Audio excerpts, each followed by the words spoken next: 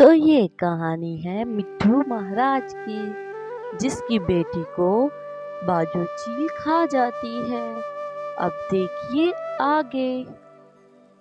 मीनू चिड़िया अपनी बेटियों के साथ जंगल में एक दरख्त पर रहती थी। मीनू पर मिट्ठू महाराज बहुत यकीन करते थे।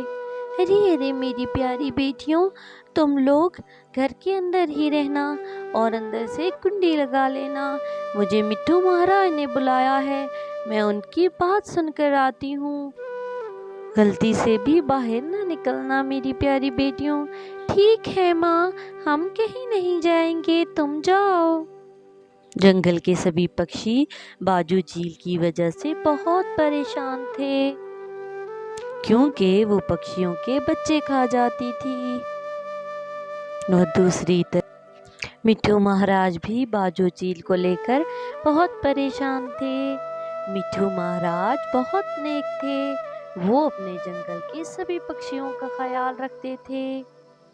जंगल में जो पक्षी भी परेशान होता वो उसकी मदद करते। मिट्ठू महाराज मीनू चिड़िया पर बहुत भरोसा करते थे। वो उससे जंगल की खबर लेते और जिस पक्षी को भी ज़रूरत होती उसको अनाज देते थे। मिट्ठू महाराज जी, बुलबुल के घर में खाना नहीं है, उसका पति मर चुका है, उसकी बेटियां भूखी हैं और उसको दाना चाहिए। कृपया करके उसके घर दाना भिजवा दीजिए। बहुत शुक्रिया मीनू, तुमने मुझे आगाह किया। अब मैं वहाँ दाना भिजवा दूंगा। और मुझे कुछ दिन के लिए दूसरे जंगल में जाना है, मेरी बेटी का ख्याल रखना। मिट्ठू महाराज मीनू पर बहुत यकीन करते थे। वो जब भी किसी दूसरे जंगल में जाते तो अपनी बेटी की जिम्मेदारी मीनू को दे जाते, जिससे बाकी सारे पक्षी बहुत जलते थे। अरे अरे गौरी, हर वक्त क्यों मेरे पीछे पड़ी रहती हो? हम भी मिट्ठू महाराज से दाना ले लेंगे। सुना है बुलबुल के घर बोरियां भर कर दाना आया है। अरे कालू, वो लेना कोई आसान बात नहीं है। वो मीनू सांप बनकर उस अनाज पर बैठी रहती है। वो जिसकी सिफारिश करती है उसी को दाना मिलता है। चलो ना उस मीनू से बात करके देखते हैं, क्या पता हमारी बातों में आ जाए। ठीक है, चलो। अरे ओ चिड़िया बहन, हम तुम्हें ही ढूंढ रहे थे। हम तुम्हें ढूंढने तुम्हारे घर गए थे, लेकिन तुम्हारी बेटियों ने बताया तुम जंगल में हो। अरे मेरी प्यारी मीनू चिड़िया, मेरी प्यारी बहन, हमें भी मिट्ठू महाराज से राशन ले दो ना। अरे तुम तो जंगल के सभी पक्षियों को दाना लेकर देती हो, हमें भी दिला दो ना। अरे गौरी बहन, ये दाना तो गरीबों का हिस्सा है। मैं मिट्ठू महाराज को उन्हीं लोगों का नाम बताती हूँ। अरे गौरी बहन, वो दाना तो गरीबों का हिस्सा है। मैं सिर्फ उन्हीं पक्षियों का नाम मिट्ठू महाराज को बताती हूँ जो वाकई जरूरतमंद है।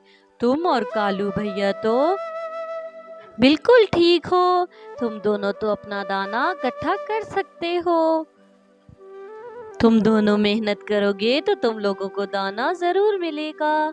ये कहकर मीनू वहां से चली जाती है। यूं कालू और काली निराश होकर वहां से आ जाते हैं।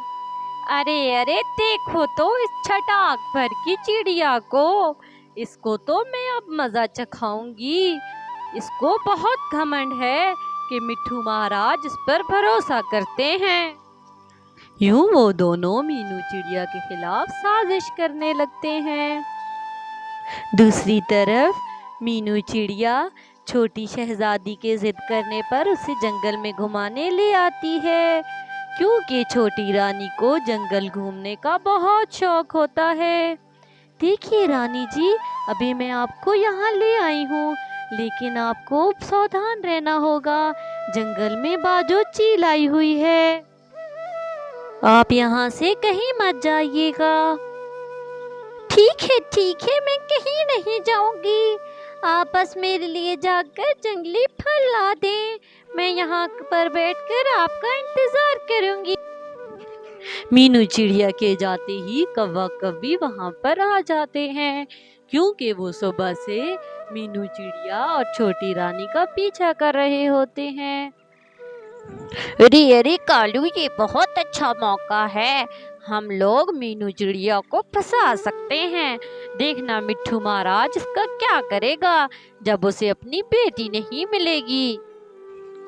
यूं वो तोती को बहला फुसलाकर अपने साथ जंगल में ले जाते हैं और वहां पर एक सुनसान घर में उसे कैद कर देते हैं। इतने में वहां पर बाजो चील आ जाती है। कौवा कवि उसे देखते ही वहां से रफू चक्कर हो जाते हैं। अरे अरे वाह, क्या शिकार मिला है, आज तो तोती का मीठा खून पियूंगी।